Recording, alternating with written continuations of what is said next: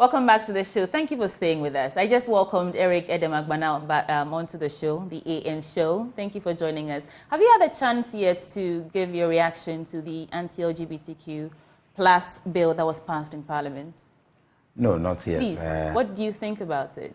Well, first let me say good morning to you, sweetie, and to your production crew and all the people watching us this morning, especially to the good people of Ketu North. And let me once again appreciate their resilience and support as a people. I have enjoyed the support of my people growing up. I always say that I'm a product of the community, and it's out of the love and the support of the community that I am where I am today, and that is why I'm very passionate about serving my people. So on such a platform, I always want to thank my community, thank the entire constituency and everybody supporting us in the pursuit of the empowering Ketu North agenda. The anti-LGBTQ bill and all the matters around it. I, first of all, want to commend our members of parliament. And yesterday I listened to my very good friend and brother, the Honorable Sam George, and he mentioned that he had support, or the team had support from both sides of the House. And so he even mentioned the likes of the Honorable Osei Mensa Bonsu and co as people who were part of those who sponsored the bill. I think that as a people, whatever it takes for us to protect our values, our culture, we should be able to do that. There have been concerns about some aspects of the bill, but I want to believe that the fact that majority of the members of parliament have agreed and they passed the bill, we are waiting to see what the President of the Republic will do. We want to know whether the President will assent to the bill and then make finally for it to pass to be a law. And so that's the stage that we are now. I think that as a people, yes, it is important to protect human rights. It is important to protect the rights of the individual. But it is also important for us as a people not to lose our dignity and our values as a people. And so whatever it will take for us to do that, we must do it. But at the same time, in doing that, we must ensure that people are given justice, people are given fair hearings, because I generally have a problem with our judiciary and our justice delivery system. So I think that the passing of the bill is just one of the steps. The President should assent to it, and let's ensure that the right things are done to protect this beautiful republic that we call our home. Right. In your introduction or your greeting to your people, you mentioned that you're a product of the people. Yes. And I've read articles about you saying that being a young man was pivotal in your victory as the now NDC parliamentary candidate for Ketu North. How pivotal has it been for you? Well, I think that in the contest, we had fantastic people all qualified to go to parliament on the ticket of the NDC. I was the youngest among them. Okay. And it's actually one of the unique things I sold to the people, my youthfulness. One thing that a lot of people may not know is that before I entered into the contest, I did a comprehensive research of my constituency. And Ketu North is one of the most youthful constituencies in Ghana. 81.92% of people in Ketu North are below the age of 50. Okay. 81.92%. Are you looking into my notebook? No, I'm just telling you, okay, sweetie. 81.92% of people in Ketu North are below the age of 50. So we are a very youthful population or youthful constituency. And so young people in Ketu North are very forceful, very resilient. And then they wanted a certain kind of leadership. And so after the research, we needed to respond to that. And that's why we sold the message of hope, the message of effective representation, message of accessibility, because for many of these young people, they just want to find in you a role model or the inspiration to also fight on and do better for themselves. Last week I was in the constituency. I spent quite some time at a very popular filling station in Georgia with the fuel station attendants, having a conversation with them. Why? Because about 15, 16 years ago, I was selling fuel at the Glory Hall filling station at Osu and all that. So when I stopped by and I shared my experiences with them and I encouraged them, they got fired up. And I told them, this is a good job, but let it just be a springboard for your future aspirations. And had a good conversation with them. So for some of the young people, they just want that leader who will be there for them, encourage them, support them to grow. And that is how we are building the Ketu North project. There's a whole project on its own. Right. Every aspect of the constituency, we are making frantic efforts to put in some good investment and see the results in real time. And so I'm a product of the community. It's by people's support. My dad was a driver, not from a wealthy home. My mom has never been to school, petty trader and a farmer. And so people supported me growing up all the way to the university, and people still support me. And so if it was about maybe my personal resources and all of that, maybe I will not be with you as parliamentary candidate. But it's the support of the people. Amazingly, and let me tell you this. Do you know that when I was contesting in the primaries, a group of young people in the constituency on my team made it a point to contribute monthly from their little resources, as some are teachers, some are farmers, some are even motokulao, they are motor riders. And they were contributing to support my campaign. And so when I say I'm a product of the community support, I know what I'm talking about. It's good that you mentioned that, because I was getting there. So you're a young man. Yes, very young. Product of the community. Yes. Your age is pivotal in your landslide victory, or your victory in winning that primaries. What have you've been in leadership position on the NDC in the party for a while. Yes. As a young man from Ketu North, who says Ketu North is a whole project on its own. What specifically, just name 3 things that you have done so far that speaks to what you can do if given the mandates, because you didn't just come into power, you've had power for some time. What have you done with it so far? Great. So I'm now coming into power as you were a youth organizer. Yes, so I was a deputy national youth organizer of my party. I have been SRC president at the University of Ghana. I have had work with NGOs within the constituency and all of that. But if you ask me, I believe that I've done quite a number of things. But if you ask me for 3, let me begin with my investments in education. As far back as 2013, I realized the need. I saw the need for us to build a community of volunteers to go teach in communities where there are no teachers. And so I started a project called the Volunteers Ghana Project. We went to not just Ketu North, but across the country, Ghana. I recruited over 1,000 volunteers from our universities. And then this long vacation that university students usually have. Those from the very rich homes will usually travel abroad and all of that, go have their vacations elsewhere. But I used that particular period to give other young people the opportunity to volunteer and impact on society. And so it's an award-winning project. And that is why in 2017, during the Ghana at 60, I was acknowledged as one of Ghana's 60 most influential young leaders because of that. So that is one of my projects. In Ketu North, I'm investing heavily in education. As we speak today, the performance of students at the BEC level in Ketu North is not very, very good. It's not very good. You go to some of the schools and the best grade or the best graduating student from GSS has 35, some 33, that's aggregate, 35, 38 and all of that. And so I have decided that how do we tackle the problem from the root so that we can address this issue? Surprisingly, even mathematical sets, many of them go to the BEC examination center without mathematical sets. And so last year, and this math set project, I started in 2015. 2015, I selected a very deprived schools.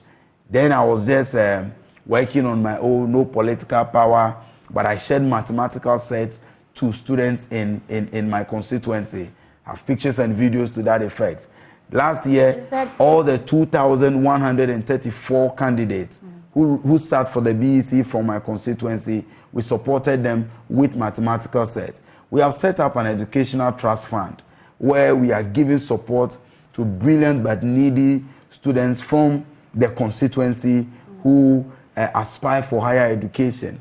If you go to University of Ghana today, and the records are there, there are about 6 students from my constituency that are on entirely 100% scholarship from me as an individual. And I hope to do more. Okay. You go to KN University, go to UHAS, we have all of that. So you've done some. I'm doing all of that. Okay. Health-wise, we are doing a lot more. In terms of sports, 2015, I sent Prince Tego and Adebayo, Emmanuel Adebayo to my constituency for a talent discovery. You keep listing we have, that's what the track record. Yes, okay, I get that. We have a tall list of all of that, yes. Okay, so now out of this 81.92% of youth in below K2 50 North, years, yes. Even if all these people decided to contribute 100 cedis each to your campaign team, it wouldn't make up the total money you need to do that campaign. Yes, we know the money is involved in funding. Now, you're a young man in this country. We know how young people are faring in this country. How did you fund your campaign? Great. Because you seem like an ambitious man. So I think that I keep telling people one thing, that when you have clarity of vision and you have proven that you are trustworthy, you have proven that given the opportunity, you can perform, you get a lot of people to support you. Okay. And so there are many people who invest in the projects that I'm doing in K2 North, not necessarily because they are expecting anything in return, but they just see a young man with a blazing desire to develop his constituency. And so that fire, that passion, that vision attracts a lot of people. I can give you clear examples. So you have investors, people who are investing. I don't call them investors. They are people that are supporting. Okay. For example, there's a young man who sells computers around Wisconsin University, the North Legon stretch. He was my colleague or a friend at the University of Ghana. I walked into his shop and said, Victor, I want to buy a set of computers to donate to schools in my constituency. He said, this is good. Let me support you with 15 computers. A young man from Tamale called Abdul Kudus, called me on the phone and said, I've seen on your Facebook wall that you are mobilizing support to donate computers to schools without computers in your constituency. I can support you with 5. Others called 2, 1. And so, so all of these things are part of the project. Right. The campaign itself, we must admit that politics has become a very expensive venture. Yes. Because you need money to organize rallies, to organize programs, to pay delegates, to pay delegates, transportation, and all of that. And you need to raise or mobilize resources. But you see, one of the many qualities that you must have as a leader with vision is your ability to mobilize resources using the very legal means. So how do you mobilize resources or support from people? I mentioned the group of young people in my constituency that support. Yeah. I also have, one of the things I did prior to my campaign was that I organized more like a dinner, so like a fundraising dinner for friends, colleagues from school, colleagues from the university, people I've worked with in the past. I sold my vision to them and I told them that I need you guys to come together, contribute, support my ambitions, because I want to do A, B, C, and D. And there were people that willingly came on board and then they do support.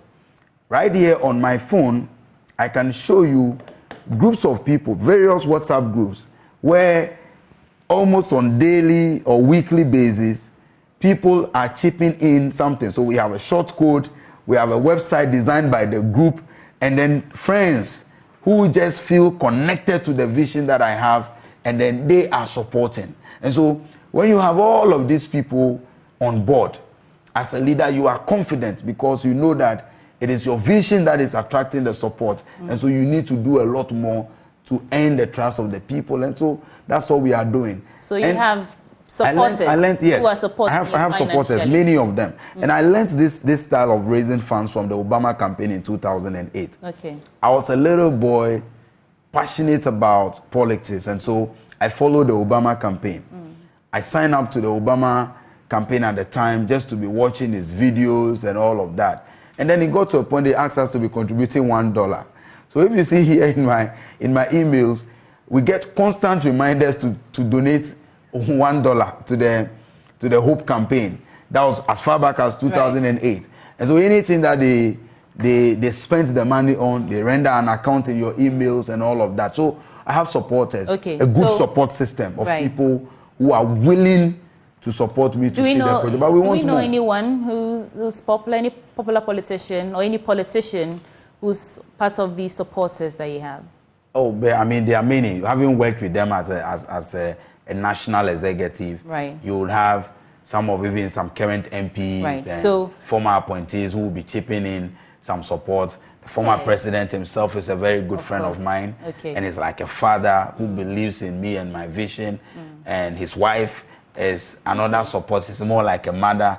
But I'm just telling you that having worked within the space, certainly you have all of these people supporting a young man who is on fire to see real results. You obviously have the quality to attract that. So don't be surprised. So the question, the follow-up question now would be, you're an aspiring member of parliament. Yes. Should you get the opportunity to serve in parliament, and these people come calling that they need you to lean a certain way when it comes to the activities of parliament, would you be forced to acquiesce to their demands because they funded your campaign? They made way. No. I think that, I mean, how would you deal with it if they come and say that we gave you X amount of money? That's why. So, for example, if I mention, I mean, I have not mentioned any individual yet, but if we even, let's use President Mahama as an example. What would be his interest? His interest is to see a better Ghana. You can never tell what the interest of politicians are. And you see, some of these things, I believe they remain largely a perception that people have. What is it that an individual member of parliament can do in parliament that will affect his constituents negatively but will benefit a single individual?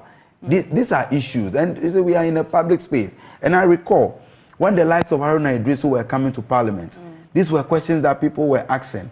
When the likes of Honorable Sam George, Honorable Samuel Okujeto are black. But today, you will agree with me that they are among the most amazing, the most fantastic, parliamentarians that we have ever had. Even the likes of Apenyo Makin, he came in as a young man. People were asking these questions. But you see their performance and the kind of things that the people are doing in parliament, and you will agree with me that it remains largely a perception. I don't think that knowing me and those who have known me very well, in fact, if there is one weakness, sometimes you hear people say, this guy is this or that, it's because they know that, as for me, I am a strongly convicted person. When I believe in something, and I believe it is the right thing to do, regardless of who you are, it doesn't matter what you've done for me in the past. When I believe that this is right and I'm in pursuit of the right thing, there is no way you can take me off that path. And so, has that ever been a reason someone would refuse to support you? Knowing that maybe the person hasn't approached me, but people have known me as I'm a very principled young man. For my days, even as a student leader, there were many times I got into trouble with university authorities. My certificate, I couldn't even graduate with my colleagues within the same period because I got into trouble with university authorities because I maintained my position on certain issues. But all these things are prices that you pay, sacrifices that you make for leadership. I believe that as a leader, you are the embodiment of the hope and aspirations of your people that you are serving, not for any individual or groups of people. So for me, as an individual, anytime I am in position, anytime I occupy any position, I make sure that I serve the interest of the people, not me, not the interest of any individual out there. So I always move with the motto that not me, but the us. people. Right, we don't have enough time, but Yes. I saw your Water for All project in the K2. Tell me a little bit about that. Yes, so we have identified that the current Member of Parliament, the Honorable Dr. James Kuche-Aveji, has done a lot with regards to bringing portable water to the people. Okay. In his 19 years as member of Parliament, he has drilled not less than 120 boreholes, and we have all of that record. But you see, water, in some communities, you may have drilled water for them 16 years ago. At this time, some of their pumps are spoiled, something may happen to. So there are still some communities that are in need of water. I sat with him, discussed with him, and I told him that I have an ambitious plan to provide 40 mechanized boreholes before the end of this year, 2024. And we started. So I'm appealing to NGOs, individuals, and people are coming on board, and they are supporting. Just yesterday, I was in Tamale, the northern region, to have a meeting with an NGO that is currently drilling boreholes for some communities in the northern region. So I traveled all the way there to conclude my arrangements with them so that later in the year they will come to my constituency, and the negotiations that I'm having with them so far, by the time we are done, that particular NGO alone will drill 20 boreholes in Ketu North because of negotiation. That is what leadership is all about. So I went there yesterday just to have or confirm or let me say conclude negotiations with them on that. So the Water for All project is basically an ambitious plan to ensure that in 2024 we drill 40 mechanized boreholes. Then in 2025 we add an additional 60. The promise is that by 2028, when I'm done with my first term as Member of Parliament, I want to ensure that there is no community in Ketu North with a water crisis. And so we are appealing to people. I have 4 secondary schools in my constituency. This is also going to be funded by your supporters? No, I mean when you get into, we get NGOs support.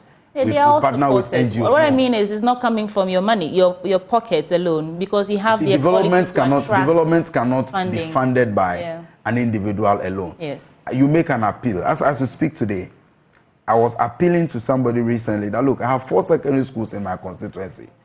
2 of them, they are facing acute water challenges. 2 secondary schools.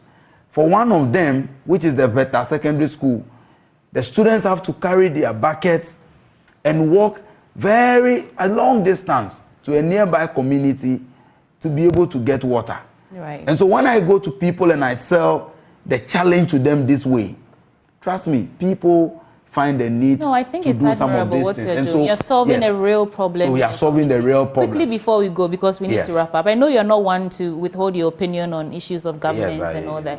I recently saw you describe the Kufado and Kenoforiata as Siamese twins. Yes. So quickly, on the State of the Nation's address, what is your opinion on the issues that the president puts forward, particularly on his praises of the Gold for Oil policy?